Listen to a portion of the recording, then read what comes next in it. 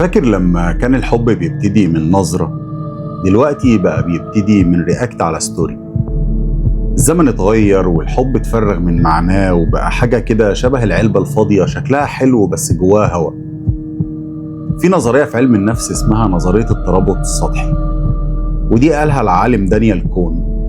بتقول إن الناس دلوقتي بقت بتتعلق ببعض مش علشان هم نفسهم، علشان الصورة اللي بيشوفوها على السوشيال ميديا. يعني لو واحدة نزلت ستوري وواحد رد عليها بكلمة حلوة بتبتدي تحس إنه مهتم، تبدأ تتعلق مع إنه حرفيا ما يعرفش عنها حاجة، يمكن بيكلم غيرها عشرات مثلا. بس انت ليه بقى بتتعلق بحد مش حقيقي؟ ليه بتحب حد شفته في صورة مثلا؟ ليه بتصدق كلمة اتقالت في شات واتنسيت بعدها بدقيقة؟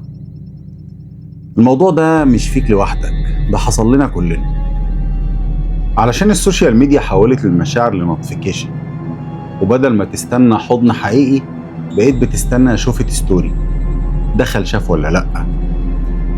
في دراسة اتعملت سنة 2021 من جامعة ميتشيغان بتقول إن 75% من الشباب اللي في علاقة افتراضية بيعانوا من ما يسمى الإشباع الوهمي. يعني العلاقة كده بتشبعك ظاهريا بس بتسيب جواك فراغ أو جوع أكتر. وتعالى نسأل نفسنا، هل اللي بيحبك ده شايفك ولا شايف صورتك؟ هل بيحب قلبك ولا الكومنتات اللي بتجيلك؟ طب هل لو قفلت التليفون هيفضل يحبك؟ ولا الحب ده مربوط بالأونلاين؟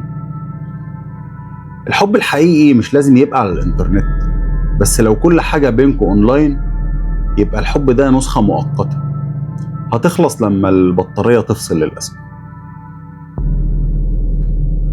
أنا مخلص جويش، وهي دي بقى الخلاصة.